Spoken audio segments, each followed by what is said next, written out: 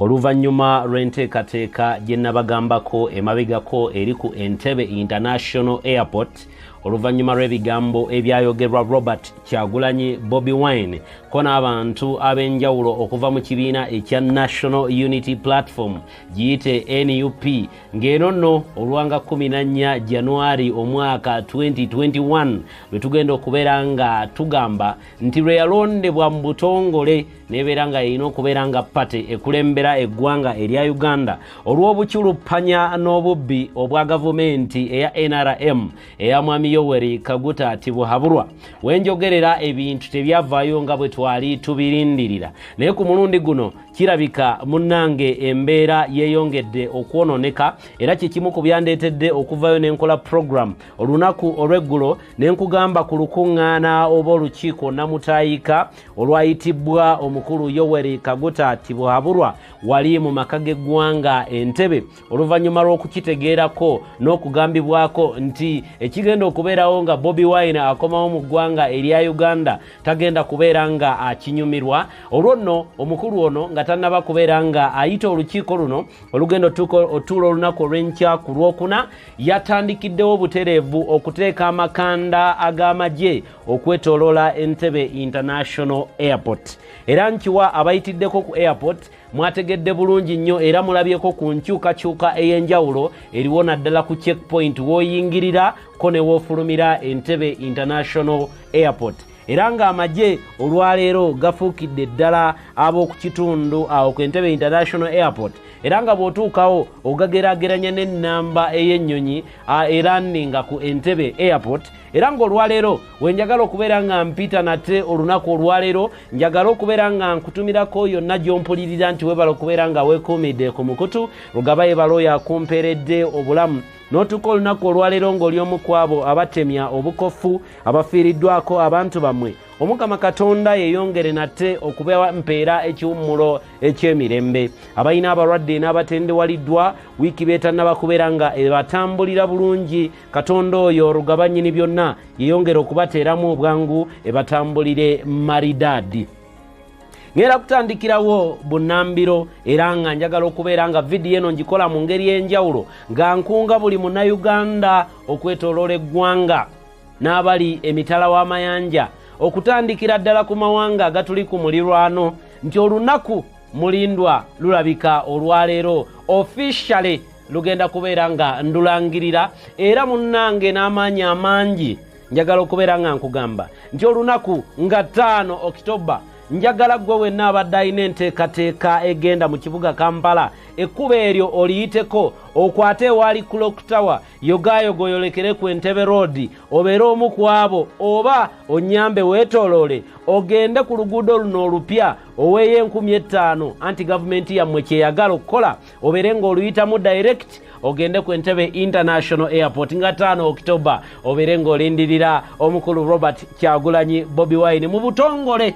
Era njagala onnyambe mu kanyomero ke kamu gw'alinamu emitwalo 2 kitundu egya Uganda ongulireyo akakoofiira nako tokeerabira ku lunaku olwo akaliko akagambo People Power Our Power oba NUP obeere nga nako ogenda ng'okambadde onyume onekaanekane olwo nno olunaku tubeere nga tulumakinga. Era wano wenjagala okubeera nga nkunga buli memba wa Parliament, ngenda kuddamu omulanga guno olunaku olw'enkya, buli memba wa Parliament gwoweruwero njagala buli memba wa Parliament ali mu kibiina ekya National Unity Platform nga card bearer oba wayitamu oba tewayitamu, nkimanyi bulungi nnyo nti oyina abantu abakugoberera, oyina abantu ababirivingira mu bigambo ebyo bye wali obagamba ku mulundi guli naye ebintu tebyatambula bulungi kubanga obubbi mubutegeera bulungi. Particularly olwaleero njagala okukunga buli muntu yenna okwetooloola ekibuga Kampala abali ku mirirwano gy'ekibuga Kampala nti olunaku lwanga 5 October mubeere nga mujjumbira okugenda ku Entebbe International Airport anti lwe lunaku mulindwa Robert Kyagulanyi Bobi Wine akulembera ekibiina kya National Unity Platform ate nga ye president w'eggwanga omulondo w'eggwanga erya Uganda eyalondebwa nga 14 January agenda kubeera nga akomawo mu ggwanga erya Uganda. Nkugambye kano tekaliimu kawoowo, kano nkogedde mu ngeri ya njawulo, katwale nga kalango officially kiri confirmed nga 5 ogw'ekumi oba mbabuulire n'olunaku mu lutegeere bulungi mbagambye nti nga 5 Ogw'ekumi ffenna tujjumbire tweyiwe ku Entebbe International Airport. Ku lunaku olwo olina okulanya ennaku yo yonna ekulumidde ebbanga eddene. Olunaku lugenda kubeera Lwakuna lwa wiiki ejja. Njagala buli Munnayuganda yenna obeere ng'okuŋŋaana Olwokuna lwa wiiki ejja. Nkwegayiridde togenda ku mulimu okukola. Kwata oluguudo lw'Entebbe olwo onyambe mweyongere okulaga abantu bano nti abantu abatalina mmundu bamaanyi okkira abo abalina emmundu, kubanga nkugambye nti bayiyewo amagye n'ebintu ebirala okulabika nti balinnya mu nteekateeka eno. Nabo kennyini babadde tebamanyi lunaku ki, naye njagala okubeera ng'officially nkugamba era nabo mbagambiramu, kubanga mu bo mulimu abamulonda, mu bo mulimu abamuwagira, era mu bo mulimu abali ready okuprotectinga Abanayuganda ku lunaku olwo. N'olwekyo njagala okunga buli muntu yenna okwetoloola eggwanga lya Uganda gw'ataabeerewo ku ground lwakiri nyambo obeeko omutwalo 1500 2 emmeka obeere ng'obeera omu ku abo banafunding eteekateeka eyo. Ffe tujja kubeera nga tugikolako bulambalamba obeere ng'owagira olunaku olwo olw'okuwelkaminga Robert Kyagulanyi omukulembeze waffe w'eggwanga erya Uganda mu butongole, era nga ku lugendo lwe agenda kubeera nga ava mu lukiiko okuva mu kibuga Johannesburg mu ggwanga erya South Africa, gyagenda okubeera ng'ali mu lukiiko olw'enjawulo, olukiiko namutayiika olugenda okutuula nga luno lugenda kuŋŋaanya abakungu okuva mu mawanga ageetoolodde awo ag'enjawulo ku lukalu lwa Africa. Njagala gwe buli muntu yenna olwaleero ayina ennaku yo, ayina omwana wo gwe baawamba nga tomulabangako, ayina omuntu eyafiira mu trailo yanga 2 yanga 2022. Olunaku luno olina okubeera omu ku abo abajja otwegatteko ku lugendo lwe tugenda okutambula. Abantu bangi nnyo abafiiriddwa abaana bammwe olw'okubeera nti mu ddwaliro tebeerayo ddagala n'ebintu ebirala, abafiiriddwa abantu bammwe mu bubenje obw'enjawulo okwetooloola eggwanga Uganda, kubanga gavumenti tefuddeyo okulabika nti ekola ku bintu ng'ebyo. Abatobye abaana bammwe ne badroppinga out olw'okubeera nti mulemereddwa okufuna tuition okubaweerera.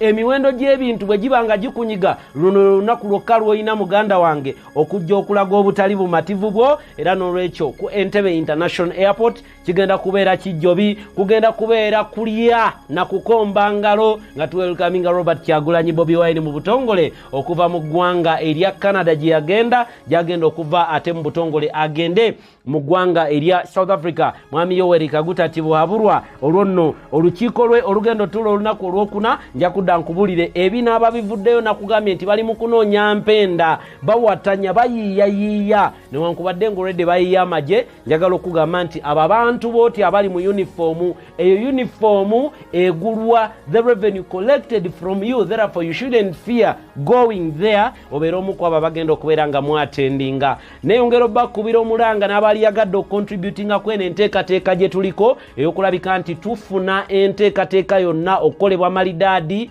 okulabika nti abantu bawelkaminga omukulembeze wa Robert Kyagulanyi Bobi Wine. Oli waddembo tukubirako butereevu olabike nga obeera omu ku abo.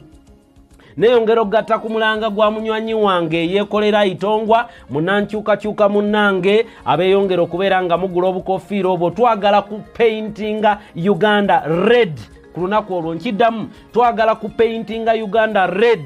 Era omulanga ngubakubira nga ngugatta ku bigambo ebyayeekolera itongwa nti mugatteeko ettoffaali, beera omu ku abo anaagulayo obukofiira 2, anaagulayo 5. Abantu b'e Bulaaya mwebale nnyo, mwebali ddala effort gye mutaddemu nti newankubadde temuli ku ground, impact yammwe y'amaanyi nnyo era ekolera ddala. Mwebale nnyo, we really appreciate everything you're putting in okulaba nti enkyukakyuka mu Uganda ebeeramu. N'olwekyo gwe yali yagadde akakofiira contacting yeekolera itongwa, eyali yagadde ogula enkofiira contacting yeekolera itongwa, enamba ekweri ku page ye, mubeere nga butereevu mugenda obeere ng'ocontributinga ku bukofiira obwo olunaku olwo nga 5 October tulupainting red.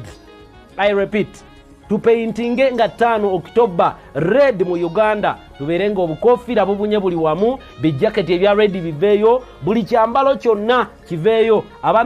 Abaneekika mu kkubo lyaffe, banywanyi baffe, mukimanye nti ffe we are non-violent, but tukola ekyo kye tuteekeddwa okukola according to the law. Abankuumire tuddingane mu video eddako. Mbagala nnyo, mubeere bulungi, mweraba.